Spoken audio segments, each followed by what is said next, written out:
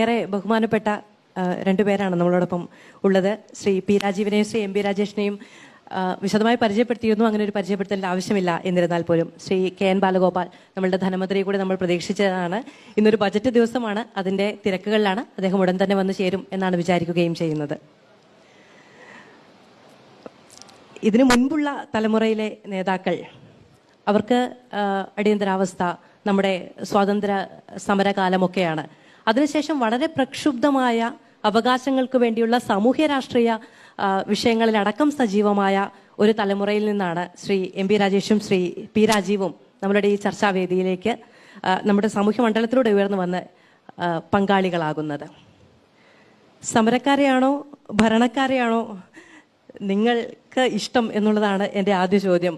ആ കാലത്തെയാണോ ഈ കാലത്തെയാണോ ഏറ്റവും അഭിമാനത്തോടെ ഓർത്തെടുക്കുന്നത്, സ്നേഹത്തോടെ ഹൃദയത്തിൽ ചേർത്ത് വെക്കുന്നത് എന്നുള്ളതാണ് ആദ്യത്തെ ചോദ്യം. ശ്രീ എം പി രാജേഷിന് തുടങ്ങാം. ഞങ്ങൾ ഇന്നും സമരക്കാർ തന്നെയാണല്ലോ. അന്നത്തെ സമരം ഇന്നും വേറൊരു നിലയിൽ തുടരുകയാണ്. ഞങ്ങളെ സംബന്ധിച്ച് ഭരണം എന്നത് തന്നെ ഒരു സമരമാണ്. അതാണ് ഈ ഇടതുപക്ഷവും വലതുപക്ഷവും തമ്മിലുള്ള വ്യത്യാസം. വലതുപക്ഷത്തെ സംബന്ധിച്ച് ഭരണം എന്ന് പറഞ്ഞാൽ അധികാരത്തിൻ്റെ ഒരു പ്രയോഗമാണ്.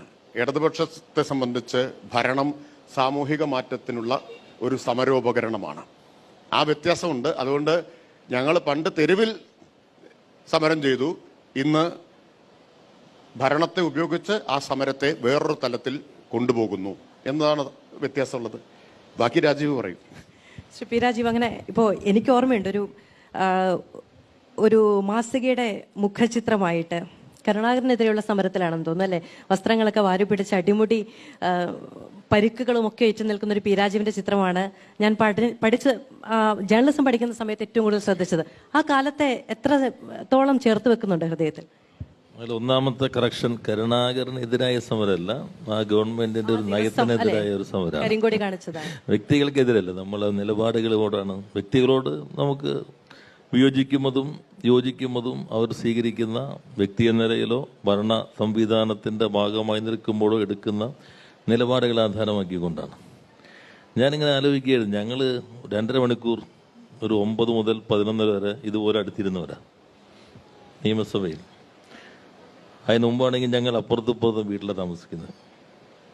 ഡൽഹിയിലാണെങ്കിൽ ഞങ്ങൾ അപ്പുറത്തുമായിരുന്നു, അടുത്തടുത്ത ഫ്ലാറ്റിലായിരുന്നു.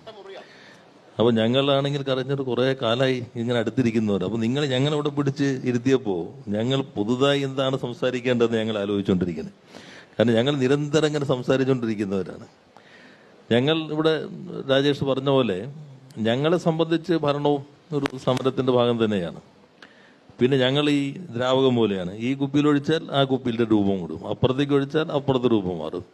സമരം സംഘടനാ പ്രവർത്തനമാണെങ്കിൽ ഞങ്ങൾ ആ രൂപത്തിലേക്ക് മാറും, ഭരണ സംവിധാനമാണെങ്കിൽ ഞങ്ങൾ ആ രൂപത്തിലേക്ക് മാറും. ഞങ്ങളെ സംബന്ധിച്ചൊരു അധികാരത്തിന്റെ ഭാഗമല്ല, ഞങ്ങൾ നിർവഹിക്കുന്ന ഒരു ഉത്തരവാദിത്വം മാത്രമാണ്.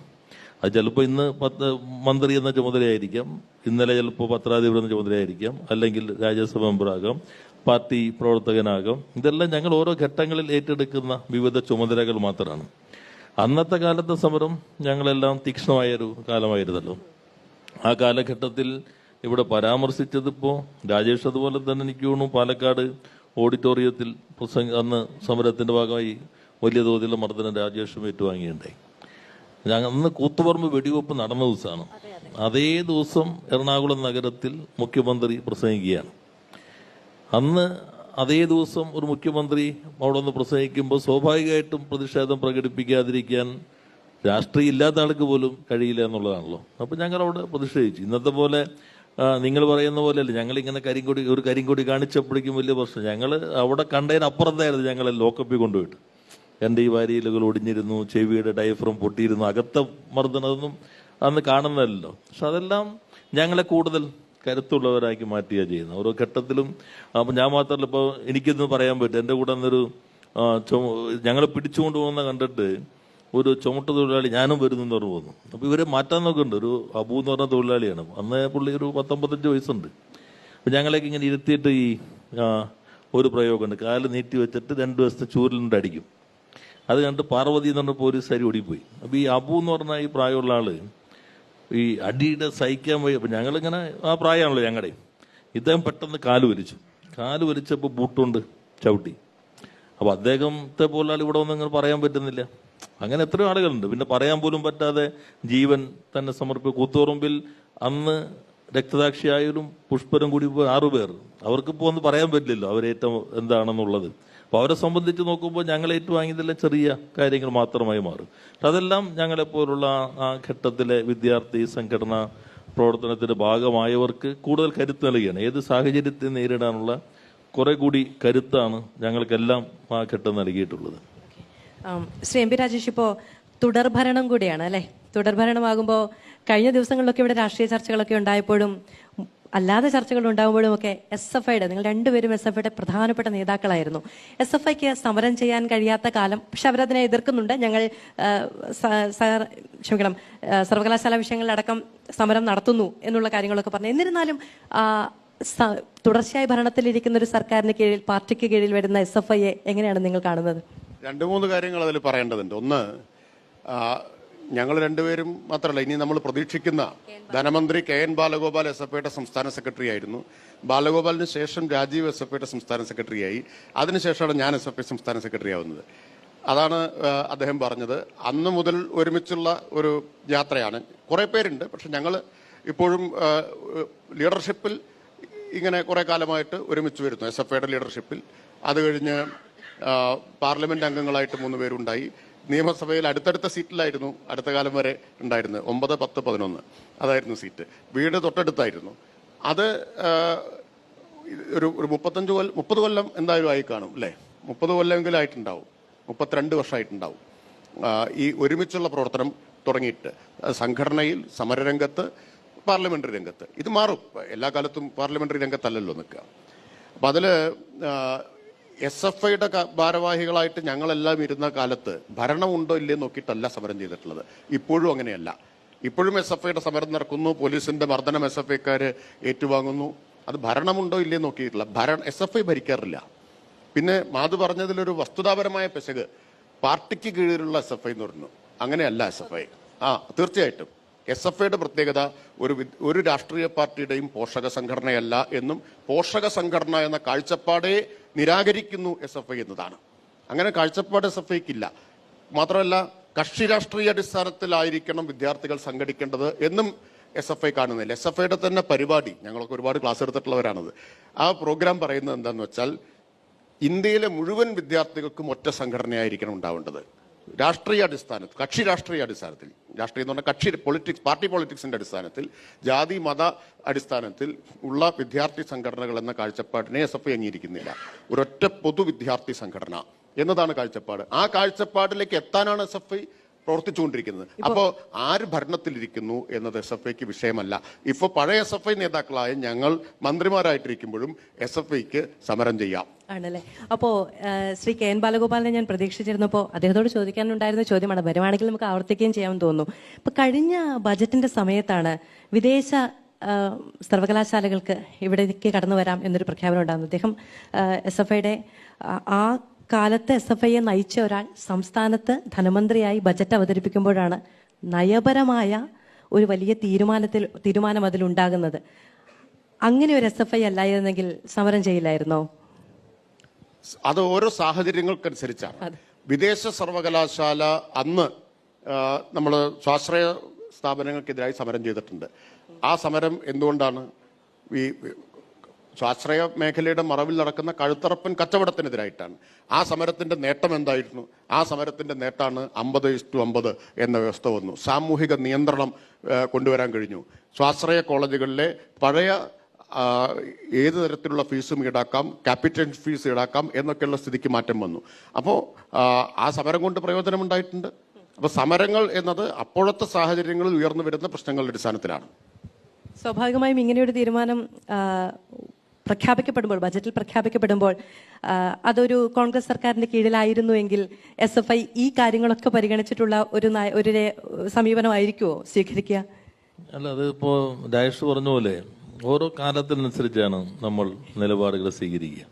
അത് കാലം എന്നുള്ളത് ഭരണത്തിലിരിക്കുന്നോ പ്രതിപക്ഷത്തിരിക്കുന്നോ എന്നുള്ളതല്ല. ലോകത്ത് വരുന്ന മാറ്റം എന്താണ്, കേരളത്തിൽ എന്ത് മാറ്റം വന്നു. ഇപ്പോൾ ഞാൻ സ്റ്റേറ്റ് ഭാരവാഹിയായിരിക്കുന്ന ഘട്ടം പ്രധാനമായിട്ടും ഭരണത്തിലുള്ള കാലമാണ്. ജില്ലാ ഭാരവാഹിയായിരിക്കുമ്പോൾ പ്രതിപക്ഷത്തും. അപ്പോൾ 2 ഘട്ടത്തിലുണ്ട്. അപ്പോൾ അന്ന് ഞങ്ങൾ ചെയ്തപ്പോൾ അന്ന് ഇന്ത്യയിൽ ആദ്യമായിട്ട് ഞങ്ങളാണ് ഒരു വെബ്സൈറ്റ് തുടങ്ങുന്നത്. ഡയഷ് ഞാൻ സെക്രട്ടറി, ഡയഷ് ജോയിന്റ് സെക്രട്ടറി ആയിട്ട് ഞങ്ങൾ അന്ന് BJP പോലും നായനാർ ഉദ്ഘാടനം ചെയ്തപ്പോൾ എന്നോട് ഞാൻ ക്ഷണിക്കാൻ ചെന്നപ്പോൾ നായനാർ ചോദിച്ചു, അമേരിക്ക ഇതൊക്കെ സമ്മതിക്കുമോ നമ്മളിതൊക്കെ ചെയ്യാൻ എന്ന് പുള്ളിയുടെ നർമ്മത്തോടു കൂടി ചോദിച്ചു. അന്ന് വെബ്സൈറ്റ് ഒന്നും കേട്ടിട്ടേ ഇല്ല. അന്ന് BJP ആണെങ്കിലും പിന്നെ ദേശീയ തലത്തിൽ അയമട്രോളിലൊക്കെ നമ്മൾ കാണുന്നുണ്ടല്ലോ അവരെന്തൊക്കെ ചെയ്തെന്നുള്ളത്. പക്ഷെ അന്ന് ആരും ഒരു രാഷ്ട്രീയ പാർട്ടി പോലും ഒരു സംവിധാനം ഇല്ലാതിരുന്ന കാലത്താണ് ഞങ്ങളത് തുടങ്ങിയത്. പിന്നെ ഞങ്ങളാണ് ആദ്യമായിട്ട് ഇപ്പോൾ ആ ഘട്ടത്തിൽ SFI, ഞങ്ങളെന്ന് പറഞ്ഞാൽ SFI ആണ് ഉദ്ദേശിക്കുന്നത്. അന്നത്തെ എല്ലാ കാലത്തെയും SFIയുടെ പ്രശ്നം ഇപ്പോൾ ഞങ്ങളൊക്കെ പ്രവർത്തിക്കുകയാണല്ലോ. SFI കാലത്ത് ഞങ്ങളങ്ങ് ജീവിക്കുകയാണ്. SFIക്കകത്ത് അതാണ് വ്യത്യാസം. SFIയിൽ പ്രവർത്തിക്കുകയല്ല, ഞങ്ങൾ ജീവിക്കുക ചെയ്യുന്നത്. അത്രയൊരു വൈകാരികതയുള്ള കാലമാണ്. അപ്പം അന്നാണ് ഈ പ്രഭാത് പട്നായിക്കിനെ അധ്യക്ഷനായിട്ട് ഞങ്ങളൊരു ഹയർ എഡ്യൂക്കേഷൻ കമ്മീഷൻ വെച്ചു. ഞാൻ കേരളത്തിൽ ആദ്യമായി, അതിനു മുമ്പ് ഗവൺമെന്റ് പോലും അങ്ങനെ ഹയർ എഡ്യൂക്കേഷൻ കമ്മീഷനെ വെച്ചത് ആദ്യത്തെയാണ്. ഞാൻ സെക്രട്ടറി ആയിരിക്കുമ്പോൾ വെച്ചു, രാജേഷ് സെക്രട്ടറി ആയിരിക്കുമ്പോഴാണ് എൻ്റെ റിപ്പോർട്ട് സബ്മിറ്റ് ചെയ്യുന്നത്. അപ്പോൾ അന്നാണ് ഈ curriculum restructuring higher education state of Kerala, അതായിരുന്നു ആ കമ്മീഷൻ്റെ തലക്കെട്ട്. ബാലമോഹൻ തമ്പി സാറുണ്ട്, ഡോക്ടർ കുഞ്ഞാമനുണ്ട്, CP നാരായണനുണ്ട്, ഡോക്ടർ നായർ IIM-ലെ മൈക്കിൾ തെരങ്ങൻ സാറുണ്ട്. വലിയൊരു സംവിധാനമായിരുന്നു. ആ സംവിധാനത്തിലാണ് ഞങ്ങൾ ഈ റിപ്പോർട്ട് വയ്ക്കുന്നത്. അപ്പോൾ അതിൽ അന്നത്തെ കൗതുകകരമായ കാര്യം, ഞങ്ങൾ SFI മെമ്പർഷിപ്പ് എടുക്കുന്ന കാലം മുതൽ വിളിക്കുന്ന മുദ്രാവാക്യമാണ് കരിക്കുലം കാലോചിതമായിട്ട് പരിഷ്കരിക്കുക. അപ്പോൾ ഞങ്ങൾ വിചാരിച്ചൊന്ന് പരിഷ്കരിച്ച് കളയാം. അങ്ങനെ കരിക്കുലം തേടിയൊരു യാത്ര തുടങ്ങി. എല്ലാ യൂണിവേഴ്സിറ്റിയിലും പോയിട്ട് കരിക്കുലം എടുക്കണം. അപ്പോഴാണ് മനസ്സിലായത് മിക്കവാറും സ്ഥലത്ത് കരിക്കുലമേ ഇല്ല. കരിക്കുലില്ലാതെ കരിക്കുലം അതിനടിസ്ഥാനപ്പെടുത്തിയ സിലബസ്, അതിനാധാരമാക്കി പെഡഗോജി, ഇതാണുള്ള സാധാരണ വിദ്യാഭ്യാസത്തിൻ്റെ രീതിശാസ്ത്രം.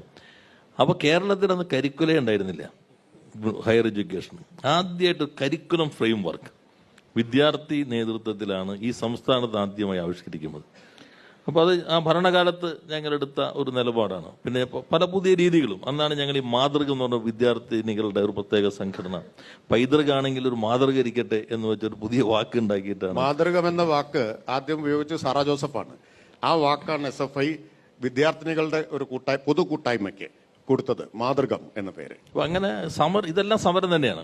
ഈ സമരം എന്ന് നിങ്ങൾ പറയുമ്പോൾ ഈ തെരുവിൽ കാണുന്ന മുദ്രാവാക്യം വിളിക്കലും അല്ലെങ്കിൽ അങ്ങോട്ടുള്ള സംഘർഷം, ഇത് മാത്രമല്ല സമരം. ഇതെല്ലാം സമരമാണ്. അക്കാദമികമായിട്ടുള്ള കുറെ കൂടി മികവിന് വേണ്ടിയുള്ള ഇടപെടലുകൾ, ശൈക്ഷണിക ഇടപെടലുകൾ, അത് സമരമാണ്. പിന്നെ ഞങ്ങൾ ഒരു കൾച്ചറലായിട്ട് ഇപ്പോൾ കുറെ കാലമായി SFI ക്യാമ്പസിൽ കൊണ്ടുവരാൻ ശ്രമിച്ച സാംസ്കാരികമായ ശ്രമങ്ങൾ. രാജീവ്, ഒരു കാര്യം കൂടി, അന്ന് ഞങ്ങൾ പറഞ്ഞ കാര്യം, ക്ലാസ് മുറികളെ സംവാദാത്മകമാക്കുക, സർഗാത്മകമാക്കുക, സമരോത്സുകമാക്കുക എന്നതാണ്. സംവാദാത്മക ക്യാമ്പസിലൂടെ സർഗാത്മക ക്യാമ്പസിലേക്ക്. അന്ന് ഞങ്ങൾ ഒരു കാര്യം പറഞ്ഞു, ഞാൻ പ്രസംഗിച്ച് എനിക്ക് ഇപ്പോഴും ഓർമ്മയുണ്ട്. പണ്ട് നമ്മൾ ക്ലാസ് മുറിക്ക് പുറത്തു നിന്നിട്ടാണ് ഇത് ചർച്ച ചെയ്തിരുന്നത്. കാരണം കുട്ടികളൊക്കെ പുറത്താണ് നിൽക്കുന്നത്. ഇപ്പോൾ കുട്ടികളൊക്കെ ക്ലാസ്സിനകത്താണ്. അപ്പം നമ്മൾ സംഘടനാ പ്രവർത്തനം നടത്തേണ്ടത്, രാഷ്ട്രീയ പ്രവർത്തനം നടത്തുകയാണെങ്കിൽ, പ്രത്യയശാസ്ത്ര പ്രവർത്തനം നടത്തണമെങ്കിലും ക്ലാസ് മുറിക്കകത്തിരിക്കണം. ക്ലാസ് മുറിയിലെ ഓരോ ക്ലാസ്സിനെയും നമുക്ക് സംവാദാത്മകമാക്കാം. നിങ്ങൾ എക്കണോമിക്സ് പഠിക്കുന്നു, നമ്മൾ ചോദിക്കുന്നു. നിങ്ങൾ ഹിസ്റ്ററി പറയുന്നു, നമ്മൾ ചോദിക്കുന്നു. ഇതെല്ലാം സമരമാണ്. അല്ലാതെ നമ്മൾ മുദ്രാവാക്യം വിളിക്കലും ധർണ നടത്തലും പിക്കറ്റിംഗ് നടത്തലും മാത്രമാണ് സമരം എന്നുള്ള ഒരു കാഴ്ചപ്പാട്. അതല്ല സമരം. നമ്മുടെ ഓരോ ഇടപെടൽ, പെരുമാറ്റങ്ങൾ, വാക്കുകൾ, ഓരോ മേഖല പ്രവർത്തനങ്ങൾ, ഇതെല്ലാം സമരരൂപങ്ങൾ തന്നെയാണ്. മാധു, ഈ എന്നെ SFIയിലേക്ക് കൊണ്ടുവന്ന ആളുകളിൽ ഒരാൾ ഈ സദസ്സിലിരിപ്പുണ്ട് കേട്ടോ. ഒരാൾ ഈ സദസ്സിലിരിപ്പുണ്ട്, ഞാൻ സ്കൂളിൽ പഠിക്കുന്ന കാലത്ത്.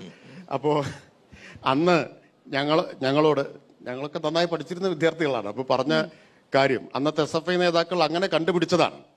അന്ന് പറഞ്ഞ കാര്യം എന്താണെന്ന് വെച്ചാൽ, ഏറ്റവും നന്നായി പഠിക്കുന്ന കുട്ടികളുടെ സംഘടനയാണ്. പഠിക്കുക, പോരാടുക, സ്റ്റഡി ആൻഡ് സ്ട്രഗിൾ, അതാണ് SFIയുടെ മുദ്രാവാക്യം എന്നതാണ്. അപ്പൊ ഞങ്ങളെ സംബന്ധിച്ച് പഠനവും സമരവും രണ്ടും രണ്ടല്ല. പഠനത്തിന്റെ ഭാഗമാണ് സമരം, സമരത്തിന്റെ ഭാഗമാണ് പഠനം. ഇന്ന് ഭരണവും സമരവും അങ്ങനെ തന്നെയാണ്. ഭരണത്തിന്റെ ഭാഗമാണ് സമരം, സമരത്തിന്റെ ഭാഗമാണ് ഭരണം. നമുക്ക് ഈ വിദ്യാർത്ഥി രാഷ്ട്രീയമായിട്ട് ചിന്തിക്കുമ്പോൾ, പ്രത്യേകിച്ചും നിങ്ങളുടെ തലമുറയിലുള്ള ആളുകളെ കുറിച്ച് വളരെ പ്രക്ഷുബ്ധമായ എന്ത് ഭരണ വ്യത്യാസങ്ങളും നയമാറ്റങ്ങളും ഉണ്ടാവുകയാണെങ്കിലും അതിനെ കൃത്യമായി ചോദ്യം ചെയ്യാൻ കഴിയുന്ന, അതും വളരെ ഫാക്ച്വലായി ചോദ്യം ചെയ്യാൻ കഴിയുന്ന, വളരെ തീവ്രമായി ചോദ്യം ചെയ്യാൻ കഴിയുന്ന ഒരു തലമുറയാണ് എന്ന് ഞങ്ങൾക്ക് വളരെ അഭിമാനത്തോടു കൂടി ചിന്തിക്കുന്ന ആളുകളാണ് നിങ്ങൾ. അപ്പോൾ നിങ്ങൾ ഭരണത്തിലേക്ക് വരുമ്പോൾ കുറച്ചൊന്ന് ഇതിന്റെ ഒരു സാങ്കേതിക വശം കൂടി ഉൾക്കൊണ്ട്, ഒരു കക്ഷി രാഷ്ട്രീയത്തിന്റെ പരിമിതികളെ കൂടി ഉൾക്കൊണ്ടിട്ടുണ്ടോ എന്നുള്ളതാണ് ഈ നമ്മുടെ ഏറ്റവും പ്രധാനപ്പെട്ട ഒരു ആകാംക്ഷ. അതിലിപ്പോ അങ്ങനെ ആകാംക്ഷപ്പെടേണ്ട ഒരു പ്രശ്നം ഇപ്പൊ കാണുന്നില്ലല്ലോ. ഞങ്ങളുടെ ഭരണ നിർവഹണം നിങ്ങൾ നോക്കിക്കോളൂ, ഞങ്ങളുടെ പ്രവർത്തന രീതികൾ നോക്കിക്കോളൂ, അതിലെല്ലാം അങ്ങനെ ഒരു സാഹചര്യം കാണുന്നില്ലല്ലോ. ഞങ്ങൾ ഒരു പ്രത്യേകത ഉള്ളത് യഥാർത്ഥത്തിൽ സമരത്തിന്റെ സമയത്ത് ശ്രീ പി രാജീവ് തന്നെ ഒരു ബാനർ പിടിച്ചു നിൽക്കുന്ന ചിത്രമുണ്ട്, വാതക ബോംബ് എന്നൊക്കെ ഒരു ബാനർ. ഇപ്പൊ നമ്മൾ ഏറ്റവും കൂടുതൽ അഭിമാനത്തോടെ പറയുന്ന ഒരു കാര്യം ഗെയിൽ പദ്ധതി പൂർത്തീകരിച്ചു എന്നുള്ളതാണ്. അങ്ങയുടെ മന്ത്രിസഭ അടക്കം അത് മാധു വളരെ ഈ തെറ്റായിട്ടുള്ള പ്രതീതിയൊക്കെ അകത്ത് ജീവിച്ചുകൊണ്ടേയിരിക്കുന്നു എന്നുള്ളതാണ് അതിന്റെ ഉത്തരം. ഇത് ഞാൻ 3-4 തവണ വിസ്തീരിച്ചതാണ്. അല്ല, ഞാൻ മാധ്യമങ്ങളിൽ തന്നെ വിസ്തീരിച്ച. കഴിഞ്ഞ ദിവസം എന്നോട് ഒരാൾ ഇന്റർവ്യൂ ചോദിച്ചു, അല്ല കിറ്റക്സ് കേരളം വിട്ടു പോയില്ലേ, എന്നിട്ട് എങ്ങനെയുണ്ട്? അപ്പൊ ഞാൻ ചോദിച്ചു, നിങ്ങളെപ്പോലൊരാൾ പോലും ഇങ്ങനെയാണല്ലോ പറയുന്നത്. നോക്കിക്കോളൂ, 11,000 പേര് കിറ്റക്സിന് ഇപ്പോഴും ജോലി ചെയ്യുന്നു. പക്ഷെ നിങ്ങളിങ്ങനെ പറഞ്ഞുകൊണ്ടിരിക്കും കിറ്റക്സ് വിട്ടല്ലോ എന്ന് പറയും. അല്ല, ഞാനിതുകൊണ്ടും പറയും, ഗെയിലിന്റെ കാര്യത്തിൽ ഞാൻ വിസ്തീരിച്ചതാ. ഗെയിലിന്റെ കാര്യത്തിൽ യഥാർത്ഥത്തിൽ ഈ രാജേഷിന്റെ മണ്ഡലത്തിനടുത്ത് എവിടെയോ വാതക ബോംബ് എന്ന് പറഞ്ഞ് ഞാൻ പ്രസംഗിച്ചെന്നൊരു നോട്ടീസ് വെച്ചിട്ട് ഞാൻ ഇതുവരെ പോകാത്ത സ്ഥലമാണത്. അല്ല, ഏതൊരു സ്ഥലം. യഥാർത്ഥത്തിൽ ഗെയിൽ സന്ദർഭത്തിൽ ഞങ്ങൾ സമരം നടന്നു. ചോദ്യം വന്നായി, ഉത്തരം പറയാലോ. ആ സമരത്തിൽ എന്ന് വെച്ചിട്ടുണ്ടെങ്കിൽ വലിയ സമരം. ഈ ഗെയിൽ എന്നുള്ളത് പൈപ്പ് ലൈൻ ആക്ട് ഉണ്ട്. പൈപ്പ് ലൈൻ ആക്ട് എന്ന് പറഞ്ഞിട്ടുണ്ടെങ്കിൽ ഭൂമിയുടെ ഉടമസ്ഥാവകാശം എടുക്കില്ല, ഉപയോഗാവകാശം എടുക്കുക. ഉപയോഗാവകാശം എടുക്കുമ്പോൾ എത്ര രൂപ കൊടുക്കും? പഠിച്ചിട്ടുണ്ടോ? ഇല്ല, നിങ്ങളാരും പഠിക്കില്ല. നിങ്ങൾ ഈ ഇതിന്റെ മുകളിൽ നിന്നിട്ടുള്ളതാണല്ലോ ഈ ന്യൂസ് അവറുകളുടെ പ്രധാന. അപ്പോൾ അതിൽ ഇതനുസരിച്ച് 10% മാത്രമേ നഷ്ടപരിഹാരമുള്ളൂ. ഉടമസ്ഥാവകാശം എടുക്കുകയാണെങ്കിൽ ഇപ്പോഴത്തെ നിയമം അനുസരിച്ചാണ് 2.5 ഇരട്ടിയോളം കിട്ടും. അപ്പോൾ ഒരു സെന്റിന് 100 രൂപയാണെങ്കിൽ 10 റുപ്യയായിരിക്കും പൈപ്പ് ഇടുമ്പോൾ കിട്ടുക. ഞങ്ങൾ കൃഷ്ണയ്യർ സ്വാമി ഉണ്ടായി, ഞാനുണ്ടായി, ഞങ്ങൾ സമരം നടത്തി. അന്ന് ശ്രീ ഉമ്മൻചാണ്ടിയായിരുന്നു മുഖ്യമന്ത്രി. യോഗം വിളിച്ചു. അപ്പോൾ ഞങ്ങൾ പറഞ്ഞു, ഇത് റെസിഡൻഷ്യൽ ഏരിയ എന്നുള്ളത് മാറ്റണം. അത് നിയമപ്രകാരം അങ്ങനെ തന്നെയാണ്. 2, അർഹമായ നഷ്ടപരിഹാരം കൊടുക്കണം. നിയമം കറക്റ്റാണ്. പക്ഷെ നിങ്ങൾ പൈപ്പിട്ടാൽ സ്വാഭാവികമായിട്ടും ഭൂമിയുടെ വില കുറയും. അപ്പം അതുകൊണ്ട് ആളുകൾക്ക് ന്യായമായ നഷ്ടപരിഹാരം കൊടുക്കണം. അന്ന് ഞാൻ MP ആണ്. അപ്പോൾ ശ്രീ ഉമ്മൻചാണ്ടി പറഞ്ഞു, MP-ക്ക് നിയമം അറിയാമല്ലോ, 10% കൊടുക്കാൻ പറ്റുള്ളൂ. അതുകൊണ്ട് പിന്നെ ചർച്ച തീർന്നു. അത് കഴിഞ്ഞിട്ട് 2016 കേരളത്തിൽ ഒരു സംഭവം ഉണ്ടായി. പിണറായി മുഖ്യമന്ത്രി. വീണ്ടും ഞങ്ങൾ ഈ പ്രശ്നം ഉന്നയിച്ചു. അന്ന് ഞാൻ മന്ത്രിയല്ല, അപ്പം ഞാൻ പാർട്ടി സെക്രട്ടറിയാണ്, ജില്ലാ സെക്രട്ടറിയാണ്. പിണറായി യോഗം വിളിച്ചു. ഞങ്ങൾ ഭരണം മാറുമ്പോഴും ഭരണകൂടം മാറില്ല, ഈ സിസ്റ്റം തുടരും, ബ്യൂറോക്രസി മാറില്ല. അപ്പോൾ ഉദ്യോഗസ്ഥർ സ്വാഭാവികമായിട്ടും പറഞ്ഞു, CM സാർ അത് കേന്ദ്ര നിയമമാണ്, ഞങ്ങൾക്കൊന്നും ചെയ്യാൻ പറ്റില്ല. ഭൂമി വില നമുക്കൊന്നും ചെയ്യാൻ പറ്റില്ല, നമുക്ക് ലിമിറ്റേഷൻ ഉണ്ട്. ഭൂമി വിലയുടെ 10% കൊടുക്കാൻ പറ്റുള്ളൂ. അപ്പോൾ പിണറായി വിജയൻ എന്ന പ്രായോഗിക മതിയായ ഭരണകർത്താവ് ചോദിച്ചു, ഭൂമിയുടെ വില ആരാ നിശ്ചയിക്കുന്നത്, കേന്ദ്രമാണോ നമ്മളാണോ? അപ്പോൾ ഉദ്യോഗസ്ഥർ സാർ നമ്മളാണ്. ഒരു കാര്യം ചെയ്ത് നിങ്ങൾ അവിടുത്തെ ഭൂമിയുടെ വില 1000 രൂപയാക്കിക്കോ. അപ്പോൾ 10% എത്രയായി? 100 രൂപയായി. അപ്പോൾ ഭൂമിയുടെ വില കിട്ടി.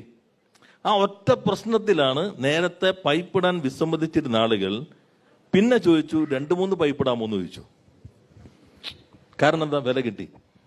അല്ലാണ്ട് ഞാൻ കെമിക്കൽ എഞ്ചിനീയറിംഗ് കഴിഞ്ഞ ആളാ. ഇത് ഭൂമിയിൽ അടിയിൽ പോകുമ്പോൾ പൊട്ടിത്തെറിക്കുന്നു പറയുന്ന ആളല്ലേ ഞാൻ. എന്നാൽ ന്യായമായത് കിട്ടും. അതാണ് കേരളത്തിൽ, അങ്ങനെയാണ്. അല്ലാണ്ട് നിങ്ങൾ പറയുന്ന പോലെ മുണ്ടൊടുക്കുന്ന മോദിയായി പിണറായി ആയുധമെടുത്തിട്ട് സമരത്തെ അടിച്ചമർത്തിയിട്ടല്ല കേരളത്തിൽ ഗെയിൽ പൈപ്പ് ലൈൻ ഇട്ടത്. ജനങ്ങളുടെ പ്രശ്നം ചർച്ച ചെയ്ത് മനസ്സിലാക്കി ന്യായമായ നഷ്ടപരിഹാരം കൊടുത്തപ്പോൾ ജനങ്ങൾ പറഞ്ഞു, നേരെ 2-3 പൈപ്പ് ഇട്ടു. അങ്ങനെയാണ് ഞങ്ങളുടെ അഭിമാനമായി മാറിയത്. സമരക്കാർ ഭരണക്കാരായതുകൊണ്ടല്ലേ? ഞാനത് പോസിറ്റീവായിട്ടാണ് പറഞ്ഞത്. അങ്ങനെയല്ല, നിങ്ങൾ പറഞ്ഞത് പോസിറ്റീവേ ആയിട്ടല്ല, നിങ്ങൾ പറഞ്ഞത് പൂർണ്ണമായിട്ട് നെഗറ്റീവായിട്ടാ. ഞങ്ങൾ ഈ സമരം ശ്രീ പി രാജീവ് ചെയ്തതുകൊണ്ടാണ് അങ്ങേക്ക് ഈ കാര്യം, അങ്ങയുടെ സർക്കാരിന് ഈ കാര്യം ചെയ്യാൻ പറ്റിയത്. വാതക ബോംബാണെന്ന് നിങ്ങൾക്ക് ക്രിയാത്മകമായ നിലപാടുണ്ട്, നിഷേധാത്മകമായ നിലപാടുണ്ട്, സമരസപ്പെടുന്ന നിലപാടുണ്ട്, സമരോത്സുക നിലപാടുണ്ട്. ക്രിയാത്മകം എന്താ? ക്രിയാത്മകം നടപ്പിലാക്കാൻ വേണ്ടിയുള്ള മാറ്റങ്ങൾ നിർദ്ദേശിക്കും. നിഷേധാത്മകം എന്താ? ഇപ്പൊ പറയുമല്ലോ, ടെൻഡർ വിളിച്ചോ, ടെൻഡർ വിളിക്കാതെ എന്ത് പണിയെ കാണിച്ചു? ടെൻഡർ വിളിക്കാതെ അല്ലേ ഈ രാജേഷ് എന്ന മന്ത്രി കേരളത്തിൽ വ്യവസായം തുടങ്ങാൻ അനുമതി കൊടുക്കാൻ പോയത്? ഞാനാണ് ഈ മന്ത്രിയെ പോലും കാണരുതെന്ന് പറഞ്ഞു, നേരെ ഓൺലൈനിൽ കൊടുക്കാം. ലോകത്ത് എവിടെങ്കിലും ടെൻഡർ വിളിച്ചിട്ടുണ്ടോ വ്യവസായം തുടങ്ങാൻ? നിങ്ങൾ ആരെങ്കിലും ചോദിച്ചോ? ഞാൻ ചോദിച്ചിട്ടില്ല. MP രാജേഷ് അത് അറിയുകയും ചെയ്യാം, ടെൻഡർ വിളിക്കുമോ എന്ന് തന്നെയാണ് ചോദിച്ചിട്ടുള്ളത്. അതാണ് നമ്മുടെ നാടിന്. അപ്പൊ അത് നിഷേധാത്മക. ക്രിയാത്മകമായി ഞങ്ങൾ പറഞ്ഞത് നഷ്ടപരിഹാരം കൊടുത്തു. 60 മീറ്ററിൽ വേണം, 30 മീറ്റർ വേണം, തർക്കം നടന്നു. അന്ന് പിണറായി പാർട്ടി സെക്രട്ടറി, മുഖ്യമന്ത്രിയല്ല. യോഗത്തിൽ പങ്കെടുത്തിരുന്നു. നിങ്ങൾ 45 മീറ്റർ പണിത് ഞങ്ങൾ റെഡി. കേരളത്തിൽ പ്രതിപക്ഷത്തിരിക്കുമ്പോൾ പ്രതിപക്ഷത്തെ നയിക്കുന്ന ഒരു പാർട്ടിയുടെ സെക്രട്ടറി വികസനത്തിന് വേണ്ടി ആ നിലപാട് സ്വീകരിച്ചു. ഞങ്ങളെ സമരത്തിൽ നിന്നില്ല. ശരി, ശ്രീ എം പി രാജേഷ്, അപ്പൊ അല്ല, ഒരു കാര്യം ഇതില് ഈ പറഞ്ഞതാണ്, നിങ്ങൾ ഗെയിലിനെ എതിർത്തവരല്ലേ എന്നാണ് ചോദ്യം. ഞങ്ങൾ എതിർത്തത് ഗെയിലിനെ അല്ല. ഗെയിലിന് സ്ഥലം ഏറ്റെടുക്കുമ്പോൾ ന്യായമായ നഷ്ടപരിഹാരം കിട്ടാത്തതിനെയാണ് എതിർത്തത്. അപ്പൊ പ്രതിപക്ഷത്തിരിക്കുമ്പോഴാണ് തിരുവനന്തപുരം പാർട്ടി സംസ്ഥാന സമ്മേളനത്തിൽ ഗെയിൽ വേണം എന്ന പ്രമേയം അവതരിപ്പിച്ചത്. അന്ന് CPIM പ്രതിപക്ഷത്താണ്. ഗെയിൽ നടപ്പാക്കണമെന്നും അത് കേരളത്തിന്റെ വ്യാവസായിക കുതിപ്പിന് സഹായകരമാവും എന്നുമുള്ള പ്രമേയമാണ് അവതരിപ്പിച്ചിട്ടുള്ളത്. ഇപ്പൊ ഞാൻ പറയാം, LNGയുടെ ഒരു പെട്രോനെറ്റിന്റെ വൈപ്പിനില് വലിയ സമരമായിരുന്നല്ലോ കുറെ ആളുകളുടെ. ഞങ്ങൾ അതിന്റെ ഇപ്പോ പെട്രോനെറ്റ് തുടങ്ങി, ഒരു വാർത്തയല്ല, LNGയുടെ തുടങ്ങിയല്ലോ. ഈ പ്രശ്നം എന്താണെന്ന് വെച്ചാൽ ഇപ്പോൾ ഇത് എളുപ്പമാണ്. നിങ്ങൾ ഗെയിലിനെ എതിർത്തില്ല. ഇപ്പോൾ രാജേഷ് പറഞ്ഞ പോലെ എല്ലാ നുണകളും ഒബ്ജക്റ്റീവ് ടൈപ്പാ, വിശദീകരണം ഡിസ്ക്രിപ്റ്റീവ് ആണ്. ഞാൻ ഇപ്പൊ എത്ര സമയം എടുത്തു നിങ്ങളോട് അത് വിശദീകരിക്കാം? മറ്റേ നിങ്ങളുടെ ഒരു 2 സെക്കൻഡ് ചോദ്യമുള്ളൂ, അതിങ്ങനെ കിടക്കും. ഞാനിതിനെ ഡീകൺസ്ട്രക്ട് ചെയ്ത് അപനിർമ്മിച്ച് ഇങ്ങനെയല്ല, അങ്ങനെയായിരുന്നു, ഇങ്ങനെ വന്നു, ഇതൊക്കെ വിശദീകരിക്കുമ്പോഴേക്കും നിങ്ങൾ അടുത്ത 8 ഇട്ടിട്ടുണ്ടാവും. അത് എളുപ്പമാണ്. ഞാനിവിടെ ഇട്ടിട്ടില്ല. അത് എളുപ്പമുള്ള ജോലിയാണ്. ഈ വസ്തുത വിശദീകരിക്കുക എന്നുള്ളത് കൂടുതൽ സമയമെടുക്കുന്ന കാര്യമാണ്. വസ്തുതാവിരുദ്ധത പ്രചരിപ്പിക്കുക എന്നുള്ളത് എളുപ്പമാണ്. അതുകൊണ്ടാണ് മറ്റേ ചൊല്ല് ഏതാണ്, നുണ ലോകം ചുറ്റും, സത്യം ചെരുപ്പിട്ടിറങ്ങുമ്പോഴേക്കും നുണ ഉലകം ചുറ്റിക്കഴിഞ്ഞിരിക്കുമെന്ന് പറയുന്നത് അതുകൊണ്ടാണ്. ഇപ്പൊ അത് മാറി. നുണ ഈ സത്യം സോക്സ് അന്വേഷിക്കുമ്പോഴേക്കും നുണ ചുറ്റി വരും. ഇപ്പോഴത്തെ നുണയാണെങ്കിൽ ഒട്ടും മര്യാദക്കാരനുമല്ല, പോണ വഴിക്കൊക്കെ പ്രസവിച്ചുകൊണ്ടേയിരിക്കും. ഈ പ്രസവിക്കുന്ന നുണകളാണെങ്കിൽ ഈ പ്രസവിച്ച നുണയുമായിട്ടൊരു ബന്ധം ഉണ്ടാവില്ല. ഈ പുറപ്പെടുന്ന നുണ തിരിച്ചിങ്ങനെ കറങ്ങി ലോകം കറങ്ങി വരുമ്പോഴേക്കും ഒരു 1000 പുതിയ നുണകളാവും. ഈ ഒരേ രൂപങ്ങളല്ല, പുതിയ നുണകളാവും. അതാണ് ഇന്നത്തെ ഒരു പ്രത്യേകത. അതാണ് ഞങ്ങൾ ഈ പ്രതീതി, നിർമ്മാണം, സത്യാനന്തര ലോകം എന്ന കടുപ്പുള്ള ചില വാക്കുകൾ പറയാറില്ല. ഇതാണ് ഈ സംഗതി. ഈ ശ്രീ എം പി രാജേഷ് ആണെങ്കിൽ സകല വിവാദങ്ങൾ ഉണ്ടാകുമ്പോഴും നിയമസഭയിൽ അത് വിശദീകരിക്കാൻ കൂടി നിൽക്കുന്ന, അല്ലെങ്കിൽ അതിന് ഉത്തരവാദിത്തപ്പെട്ട ഒരാൾ കൂടിയാണ്. അപ്പോഴും ഈ പറയുന്ന, സ്വാഭാവികമായും നിങ്ങളും പ്രതീക്ഷിക്കുന്നുണ്ടാവുമല്ലോ, ഇപ്പോൾ പഴയ കാലം ഓർമ്മ വരുമ്പോൾ ഇതേപോലെ ചോദ്യങ്ങൾ ചോദിച്ചൊരു കാലം കൂടി ഉണ്ടാകുമല്ലോ. അപ്പോഴും ചോദ്യങ്ങൾ ഒബ്ജക്റ്റീവ് ആയിരിക്കാം ഒരു പക്ഷേ. അപ്പോൾ അത് കൂടുതൽ വിശദീകരിക്കാനുള്ള അവസരങ്ങളെ എങ്ങനെയാണ് കാണുന്നത്? അത് നിർബന്ധിതാവസ്ഥ എന്നാണോ, അതോ ജനങ്ങളോട് സംവദിക്കാനുള്ള അവസരം എന്ന നിലയ്ക്കാണോ? നിയമസഭയിലെ ഗവൺമെന്റിന്റെ ഭാഗം പാർലമെന്ററി കാര്യമന്ത്രി എന്ന നിലയിൽ സ്വാഭാവികമായിട്ടുണ്ടാവും. ഞങ്ങൾ രണ്ടുപേരും അത് വിശദീകരിക്കുന്നവരാണ്. മറ്റ് മന്ത്രിമാരെ പോലെ തന്നെ മറ്റ് മുഖ്യമന്ത്രി ഉണ്ട്, മറ്റ് നിയമമന്ത്രി എന്ന നിലയിൽ പലപ്പോഴും രാജീവ് വിശദീകരിക്കാറുണ്ട്, പാർലമെന്ററി കാര്യമന്ത്രി എന്ന നിലയിൽ പറയേണ്ടി വരാറുണ്ട്. ഇതിൽ ഒരു കാര്യം ഞാൻ ഇവിടെ പറയാൻ ആഗ്രഹിക്കും. ഇന്നലെ വേറൊരു ഇന്റർവ്യൂവിൽ ഇതേ ചോദ്യം ചോദിച്ചു. ഇതേ ചോദ്യം ഇങ്ങനെയല്ല, വേറൊരു തരത്തിൽ ചോദിച്ചു. അവരോട് ഞാനത് പറഞ്ഞത് ദേശീയ മാധ്യമമായിരുന്നു. അവരോട് ഞാൻ പറഞ്ഞു, ഞാൻ 10 കൊല്ലം പാർലമെന്റിൽ, രാജ്യസഭയിൽ രാജീവ് 6 വർഷം ഉണ്ടായിട്ടുണ്ട്. അടിയന്തര പ്രമേയം ചർച്ചയ്ക്കെടുക്കുക എന്നുള്ളൊരു ഏർപ്പാട് അവിടെ ഇല്ല. ഞങ്ങളെല്ലാം അടിയന്തര പ്രമേയത്തിന്റെ നോട്ടീസ് എല്ലാ ദിവസവും മുടങ്ങാതെ കൊടുക്കും. എന്തിനു വേണ്ടിയിട്ടെന്നറിയോ? ഒരിക്കലും ചർച്ചയ്ക്കെടുക്കില്ല, പക്ഷേ ഞങ്ങളുടെ പേരവിടെ സ്പീക്കർ ഒന്ന് വായിക്കും. P Rajeev, M P Rajesh എന്നിവർ ഇന്ന വിഷയത്തിൽ അടിയന്തര പ്രമേയത്തിന് നോട്ടീസ് വന്നിട്ടുണ്ട് എന്ന് വായിക്കും. അപ്പം ഞങ്ങൾ ഈ വിഷയം റൈസ് ചെയ്യാൻ ശ്രമിച്ചു എന്ന് നാട്ടുകാരറിയും. അത്രയേ ഉള്ളൂ. ഒരിക്കൽ പോലും 10 കൊല്ലത്തെ എന്റെ അനുഭവത്തിൽ എടുത്തിട്ടില്ല. 6 വർഷത്തിനിടയിൽ രാജ്യസഭയിൽ എടുത്തിട്ടുണ്ടോ? മെഡിക്കൽ കൗൺസിലിന്റെ ഇതാണ് അനുഭവം. ഇവിടെ കേരളത്തിൽ എല്ലാ ദിവസവും അടിയന്തര പ്രമേയത്തിന് നോട്ടീസ് കൊടുക്കാം. എല്ലാ ദിവസവും സഭ നിർത്തിവെച്ച് ചർച്ച ചെയ്യണോ വേണ്ടയോ എന്ന് 1 മണിക്കൂർ ചർച്ച ചെയ്യും. 1 മണിക്കൂർ വീണ്ടും. അതെ, പിന്നെ നിർത്തിവെക്കുകയാണെങ്കിൽ 2 മണിക്കൂറാണ് അതിന്റെ ചർച്ചാ സമയം. കേരള നിയമസഭയുടെ ചരിത്രത്തിൽ, ഇന്നേ വരെയുള്ള ചരിത്രത്തിൽ ഏറ്റവും കൂടുതൽ തവണ സഭ നിർത്തിവെച്ച് പ്രതിപക്ഷത്തിന്റെ ആവശ്യം അംഗീകരിച്ച് ചർച്ച ചെയ്തത് ഈ കഴിഞ്ഞ 3 വർഷത്തിനിടയിലാണ് എന്ന് ഓർക്കണം. ഇതുവരെ കഴിഞ്ഞ 55-56 കൊല്ലത്തിനിടയിൽ ഉണ്ടായതിനേക്കാൾ കൂടുതൽ കാലം, അതിനേക്കാൾ കൂടുതൽ തവണ ഇപ്പോ ഈ 3 വർഷം ചർച്ച ചെയ്തു. അത് കാണിക്കുന്നത് എന്താ? ഏത് ചോദ്യത്തെയും നേരിടാൻ ഞങ്ങൾക്ക് ആത്മവിശ്വാസമുണ്ട്, ധൈര്യമുണ്ട്, ഒന്നും മറച്ചു വെക്കാനില്ല എന്നതാണ്. പലപ്പോഴും പ്രതിപക്ഷം വെട്ടിലായി പോയ അനുഭവമുണ്ട്. കാരണം അവർ വിചാരിക്കും നോട്ടീസ് കൊടുക്കാം, സമ്മതിക്കില്ല, അപ്പൊ ഇറങ്ങിപ്പോകാൻ പോലും പറ്റാതെ കുരുക്കിലായിട്ടുള്ള അനുഭവം എത്ര തവണ ഓർമ്മ ഉണ്ടാവുമല്ലോ. മാധുവിന് ഓർമ്മ ഉണ്ടാവുമല്ലോ. ഞാൻ വേറൊരു പ്രശ്നമുണ്ട്. നമ്മൾ എത്ര പറഞ്ഞാലും പിറ്റേ ദിവസം വരുമ്പോ കുറച്ച് നമ്മുടെ ഉണ്ടാവാറുള്ളൂ. അതിൽ വേറെ ഒരു കാര്യം അതുകൂടിയുണ്ട്.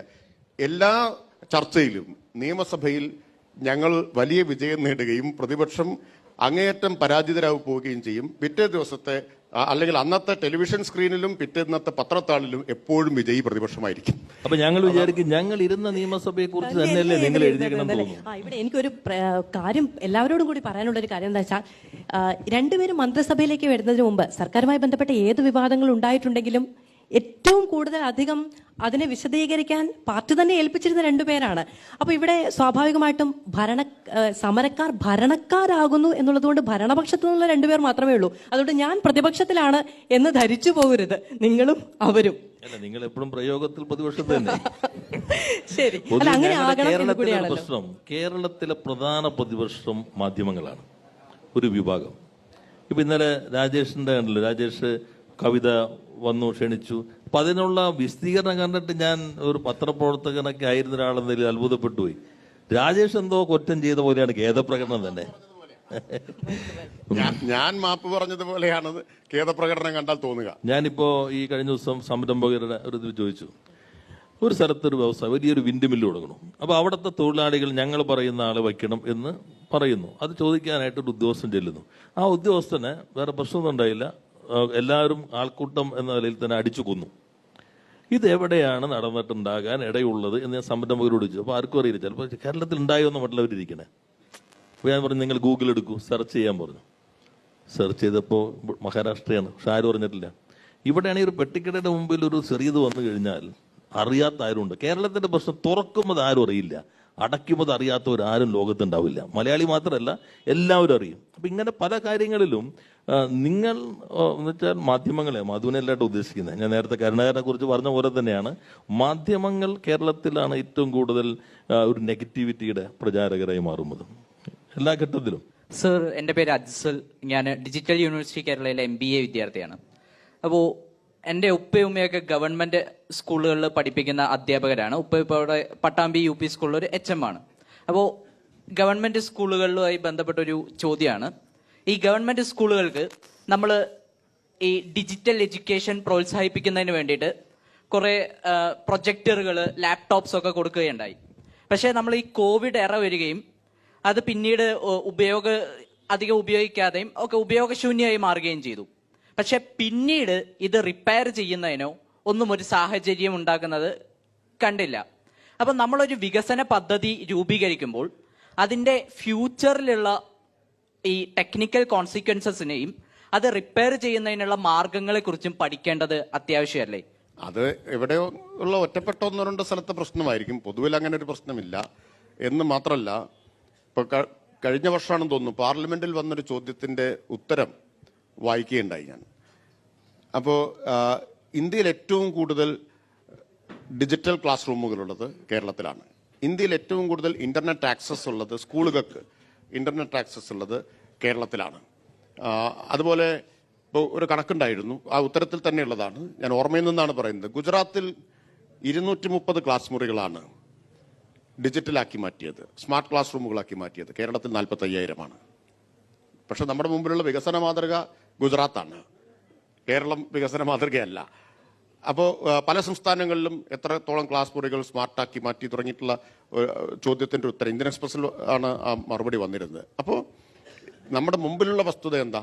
കേരളത്തിൽ പൊതുവിദ്യാഭ്യാസത്തിന്റെ ഗുണമേന്മ വർദ്ധിപ്പിക്കാവുന്ന തരത്തിൽ പൊതുവിദ്യാഭ്യാസ സംരക്ഷണ യജ്ഞം വന്നു. അടിസ്ഥാന സൗകര്യ വികസനം ഗണ്യമായി നടന്നു. ഏതാണ്ട് 3000 കോടിയിലധികം രൂപ കേരളത്തിലെ പൊതുവിദ്യാലയങ്ങൾ ഏത് കാലത്താണ് നോക്കണം. നേരത്തെ നിങ്ങൾ ഇപ്പോൾ ഭരണത്തിലിരുന്ന് എന്താ ചെയ്യുന്നതെന്ന് ചോദിക്കുന്നില്ലേ? എന്താണ് സമരം? ഇതാണ് സമരം.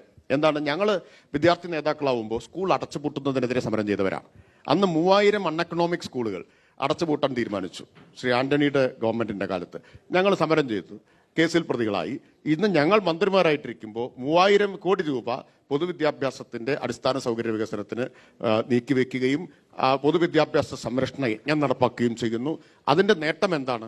അതിന്റെ നേട്ടം കഴിഞ്ഞ 7 വർഷമായി നീതി ആയോഗിന്റെ നാഷണൽ സ്കൂൾ ക്വാളിറ്റി ഇൻഡെക്സിൽ 1ാം റാങ്ക് കേരളത്തിനാണ്. അതാണ് വ്യത്യാസം. നിങ്ങൾ പറഞ്ഞതിൽ ഒരു ഭാഗമുണ്ട്, ആ ഭാഗം ഞങ്ങളും ചർച്ച ചെയ്തിട്ടുണ്ട്.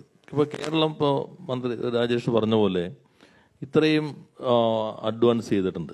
ഇപ്പോൾ 100 പേരെടുത്താൽ കേരളത്തിൽ 87 പേർക്ക് ഇന്റർനെറ്റ് കണക്ടിവിറ്റി ഉണ്ട്. 124.6 നമ്മുടെ മൊബൈൽ പെൻട്രേഷൻ റേറ്റ് എന്നുള്ളത്. അപ്പോൾ അതുപോലെ ലോകത്ത് ആദ്യമായി ഇന്റർനെറ്റ് ആക്സസ് ഒരു ബേസിക് റൈറ്റായി പ്രഖ്യാപിച്ച ഏക സ്ഥലമാണ് കേരളം. പ്രഖ്യാപിക്കുക മാത്രമല്ല, അതിന് നമ്മൾ ഇൻഫ്രാസ്ട്രക്ചർ ഫെസിലിറ്റി ഉണ്ടായി. സ്കൂളുകളിൽ ഇപ്പോൾ പറഞ്ഞ പോലെ ലാപ്ടോപ്പ് വന്നു, കമ്പ്യൂട്ടർ വന്നു, ഇൻട്രാക്റ്റീവ് ബോർഡ്സ് വന്നു. പക്ഷേ കഴിഞ്ഞ ദിവസം മുഖ്യമന്ത്രി തന്നെ പറഞ്ഞൊരു ഭാഗം, ഈ നമുക്ക് ഇത്രയും മികവ് ഈ ഭൗതിക സാഹചര്യങ്ങളിൽ വന്നു കഴിഞ്ഞിട്ടുണ്ട്, അതിനാനുപാതികമായി അക്കാദമികമായ നിലവാരം അത്ര ഉയർന്നിട്ടില്ല. അത് നിങ്ങളുടെ ആ ഭാഗം വളരെ കറക്റ്റാണ്. എന്നാൽ കമ്പാരിറ്റീവ്ലി മറ്റെല്ലാ സ്റ്റേറ്റിനേക്കാൾ നമ്മുടെ നിലവാരം മെച്ചം തന്നെ. പക്ഷെ നമ്മൾ ഇത്രയും പൊട്ടൻഷ്യൽ വന്നിട്ട് അതിനനുസരിച്ച് നമുക്ക് ഇപ്പോൾ ഇൻട്രാക്റ്റീവ് ബോർഡ് വന്നു. അപ്പോൾ ലോകത്തുള്ള ഏത് ക്ലാസ് അധ്യാപകനെ കൊണ്ട് നമുക്ക് ക്ലാസ് എടുപ്പിക്കാൻ പറ്റണം. നമ്മൾ അവിടെ ഇരുന്ന് നമ്മൾ എഴുതലും പടം വരയ്ക്കലും മാത്രമല്ല. അതേപോലെ തന്നെ ഇപ്പം നമ്മൾ കുറേ മാറ്റം വന്നു. ലോകത്ത് എവിടെയെങ്കിലും 7ാം ക്ലാസ്സിലെ കുട്ടികൾ ആർട്ടിഫിഷ്യൽ ഇന്റലിജൻസ് പാഠപുസ്തകത്തിൽ പഠിക്കുന്നുണ്ടെങ്കിൽ ആ സ്ഥലത്തിൻ്റെ പേര് കേരളം എന്നാണ്. ഇവിടെ നമ്മൾ AI പഠിക്കുന്നുണ്ട്. സ്കൂളിലെ കുട്ടികൾ ഇപ്പോൾ AI മാറി ജന AI പഠിക്കുന്നു, റോബോട്ടിക്സ് പഠിക്കുന്നു. ഇവിടെ തന്നെ ക്ലാസ് എടുക്കാൻ വരുന്ന കുട്ടി എടപ്പള്ളിയിലെ ഗവൺമെൻറ് സ്കൂളിലെ അമേരിക്കയിലെ ആളുകൾക്ക് റൗൾ ക്ലാസ് എടുക്കുന്ന AI കുറിച്ചാണ്. ഇതെല്ലാം കേരളത്തിൻ്റെ ഒരു പൊട്ടൻഷ്യലാണ്. എന്നാൽ ഇനിയും നമുക്ക് കുറേ കൂടി മെച്ചപ്പെടേണ്ട പരിഷ്കാരങ്ങൾ ഇപ്പോൾ അക്കാദമിക രംഗത്ത് ഈ ഗവൺമെൻറ് തുടങ്ങിക്കഴിഞ്ഞിട്ടുണ്ട്. എൻ്റെ പേര് ബിനു എന്നാണ്, ആലപ്പുഴയിൽ നിന്നാണ് വരുന്നത്. ചോദ്യം, 3 ജീവിതഘട്ടത്തിലൂടെയാണ്, രാഷ്ട്രീയ പ്രവർത്തന കാലഘട്ടത്തിലൂടെയാണ് നിങ്ങൾ കടന്നു പോകുന്നത്. വിദ്യാർത്ഥി SFI രംഗത്തൂടെയും അതിനുശേഷം യുവജന രംഗത്ത് DYFIയിലൂടെയും പാർട്ടി രംഗത്തും എന്ന് പ്രവർത്തിക്കുകയാണ്. ഏത് രംഗത്തെ പ്രവർത്തനമാണ് കൂടുതൽ മനോഹരമായി ജീവിതത്തിൽ കണക്കാക്കാൻ കഴിയുന്നത് എന്നാണ് ഒരു ചോദ്യം. ഒന്ന് കൂട്ടിച്ചേർത്ത് പറയാനുള്ളത്, മാധ്യമ വിഷയം ഇവിടെ ചർച്ചയായതുകൊണ്ട് മാത്രം മാധ്യമങ്ങൾ കേരളത്തിലെ ഇടതുപക്ഷ ജനാധിപത്യ മുന്നണി ഗവൺമെൻറ്റിനെതിരായിട്ടുള്ള വലിയ തോതിലുള്ള കടന്നാക്രമണം നടത്തിക്കൊണ്ടിരിക്കുന്ന ഒരു കാലഘട്ടത്തിലൂടെയാണ് നമ്മൾ കടന്നു പോകുന്നത്. വലിയ ദുഷ്പ്രചരണങ്ങൾ നമ്മുടെ നാട്ടിൽ അഴിച്ചുവിടുകയാണ് മാധ്യമങ്ങൾ ചെയ്തുകൊണ്ടിരിക്കുന്നത്. ഇന്ന് കേരളത്തിൽ ചർച്ച ചെയ്യപ്പെട്ടുകൊണ്ടിരുന്ന ഏറ്റവും പ്രധാനപ്പെട്ട ഒരു വിഷയം കേരളത്തിലെ മുഖ്യമന്ത്രിക്കെതിരായി സ്വർണ്ണക്കടത്തുമായി ബന്ധപ്പെട്ട് ഉയർന്നു വന്ന ആക്ഷേപങ്ങളാണ്. മാസങ്ങളോളം കേരളത്തിൻ്റെ മാധ്യമങ്ങൾ ഇത് ചർച്ച ചെയ്യപ്പെടുകയാണ് ഉണ്ടായത്. അതിനെ സംബന്ധിച്ച് അവതാരകയ്ക്കും മാധുവിനും അതിനെ സംബന്ധിച്ച് അഭിപ്രായം പറയാൻ വേണ്ടി കഴിയുമെന്നാണ് ഞാൻ കരുതുന്നത്. ഇപ്പോൾ ആ മാധ്യമങ്ങൾ അത് അഡ്രസ്സ് ചെയ്യുവാൻ തയ്യാറാകുന്നുണ്ടോ? ഞങ്ങൾ പറഞ്ഞത് ശരിയായിരുന്നു എന്ന് പറയാൻ ഇപ്പോൾ അവർക്ക് കഴിയുന്നുണ്ടോ എന്നുള്ളതാണ് എൻ്റെ ചോദ്യം. മറുപടി പറയും. അല്ല, ഞാനല്ല ഇതിൽ മറുപടി പറയേണ്ടത്. ഇതിൽ ആദ്യത്തേതിനുള്ള മറുപടി നേരത്തെ രാജീവ് പറഞ്ഞു കഴിഞ്ഞു. SFIയിൽ ജീവിക്കുകയാണ്, ബാക്കി എല്ലായിടത്തും പ്രവർത്തിക്കുകയാണ് ചെയ്യുന്നതെന്നുള്ളത്. അപ്പോൾ അത് കൂടുതൽ വിശദീകരിക്കേണ്ട കാര്യമില്ല. 2, ഈ മാധ്യമ പ്രചരണത്തെക്കുറിച്ച്, അതിപ്പോൾ ഇന്ത്യയിലാകെയും അതിൻ്റെ ഭാഗമായി തന്നെ കേരളത്തിലും മാധ്യമങ്ങൾ പ്രവർത്തിക്കുന്നത് ഒരു രാഷ്ട്രീയ അജണ്ടയുടെ അടിസ്ഥാനത്തിലാണ്. നമുക്ക് വ്യക്തമാണ്. അതിൻ്റെ ഉദാഹരണങ്ങളാണ് സ്വർണ്ണക്കടത്തും മറ്റുമൊക്കെ പറഞ്ഞത്. നമ്മൾ സാധാരണ വിചാരിക്കുക, ഇതുവരെയൊക്കെ ആളുകൾ പലരും വിചാരിച്ചിരുന്നത് മാധ്യമങ്ങളിൽ ഒരു വാർത്ത വന്നാൽ എന്തെങ്കിലും കാര്യം ഉണ്ടാവാതിരിക്കില്ല, അങ്ങനെയാണ്. അതിൽ എന്തെങ്കിലും ഒരു വസ്തുത കാണും എന്നാണ്.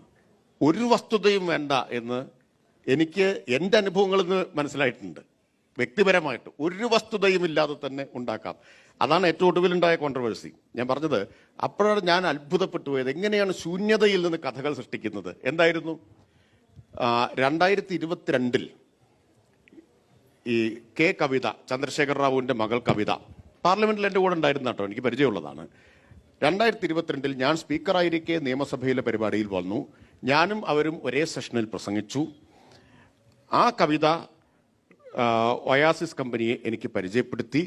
ആ ഒയാസിസ് കമ്പനിക്ക് നമ്മുടെ എത്തനോൾ പ്ലാന്റിനുള്ള അനുമതി കൊടുത്തത് ഇവർ സ്വാധീനിച്ചിട്ടാണ് എന്നാണ്. അപ്പം 2022 ഇവരെന്നെ സ്വാധീനിച്ചു ഇതിനു വേണ്ടിയിട്ട്. അന്ന് ഞാൻ സ്പീക്കറാണ്. അന്ന് എക്സൈസ് മന്ത്രി മനസ്സിലാക്കി. അതെ, അത് ത്രികാലജ്ഞാനത്തോടെ അവർ മനസ്സിലാക്കണം. മനസ്സിലായോ? പിന്നെ അന്ന് ഗോവിന്ദൻ മാഷ് പാർട്ടിയുടെ സെക്രട്ടറി മന്ത്രിയാണ്. അതുപോലെ കോടിയേരി പാർട്ടി സെക്രട്ടറിയാണ്. പിന്നീട് ഏത് സാഹചര്യത്തിലാണ് ഗോവിന്ദൻ മാഷ് മന്ത്രിസ്ഥാനം ഒഴിഞ്ഞത്, പാർട്ടി സെക്രട്ടറി ആയതെന്നും എങ്ങനെയാണ് ഞാൻ മന്ത്രിയെന്ന് നിങ്ങൾക്ക് എല്ലാവർക്കും അറിയാം. ഇതിനൊക്കെ 6 മാസം മുമ്പേ ഈ ഗൂഢാലോചന നടത്തി എന്ന് കഥയുണ്ടാക്കുക. ആദ്യം പ്രതിപക്ഷ നേതാവ് ഒരു ആരോപണം ഉന്നയിക്കുന്നു, പിന്നെ അതിന് സാധൂകരിക്കുന്ന ഒരു കഥ മാധ്യമങ്ങളിൽ വരുന്നു. ഏറ്റവും വിചിത്രമായ കാര്യം, ഈ പറയുന്ന ഇതിന് കഥ ഉണ്ടാക്കണ്ടേ, അതിനാണ് ഈ സംഭവം ഉണ്ടാക്കിയത്. ഈ പരിപാടിക്ക് അവർ വന്നിട്ടേ ഇല്ല. ശരി. അവർ വന്നിട്ടേ ഇല്ല എന്നത്. ശരി. അപ്പോൾ എങ്ങനെയാണ് ഭാവനയിൽ നിന്ന് കഥകൾ ഉണ്ടാക്കുന്നത് എന്നതിന് ഇതിൽ പല ഉദാഹരണം വേണോ? അങ്ങനെയുള്ള കഥകളാണ് നേരത്തെ പറഞ്ഞ മറ്റേ സ്വർണ്ണക്കടത്ത്, ബിരിയാണി ചെമ്പ്, ഖുറാൻ, പിന്നെ ഈന്തപ്പഴം, ഇതൊക്കെ ആ കഥകളാണ്. അതുകൊണ്ടാണ് ഈ വിഷ്വൽ മീഡിയ വന്നതിന് ശേഷം ഒരു പുതിയ പ്രയോഗം ന്യൂസ് എന്ന് പറയാറില്ല, അവര് സ്റ്റോറി എന്ന് പറയാറ്. കാരണം എല്ലാം കഥകൾ മാത്രമാണ്. ശരി. പിന്നെ മാധ്യമ വിമർശനങ്ങൾക്ക് ഏതെങ്കിലും തരത്തിൽ മറുപടി പറയേണ്ട ഒരു വേദിയാണ് ഇത് എന്ന് വിചാരിക്കാനുള്ള മൗഢ്യം എനിക്കില്ല എന്ന് വിചാരിക്കുന്നു. നമ്മൾ ഏറെ നേരം കേട്ടിരുന്നത് കേരളം ഏറെ പ്രതീക്ഷയോടെ കണ്ട് വളർന്നു വന്ന രണ്ട് യുവ നേതാക്കളെയാണ്. ഏത് വിഷയമാണെങ്കിലും ധൈര്യത്തോടെ ചോദ്യം ചോദിക്കാനുള്ള ആർജവം നമ്മുടെ സമൂഹത്തിന് നൽകാൻ പ്രാപ്തിയുള്ളവരാണ് അവർ രണ്ടുപേരും. വളരെയധികം നന്ദി ഈ സമയത്തിൽ ഞങ്ങളോടൊപ്പം ചേർന്നതിന്, മാതൃഭൂമി അന്താരാഷ്ട്ര അക്ഷരോത്സവത്തിന്റെ ഭാഗമായതിനും.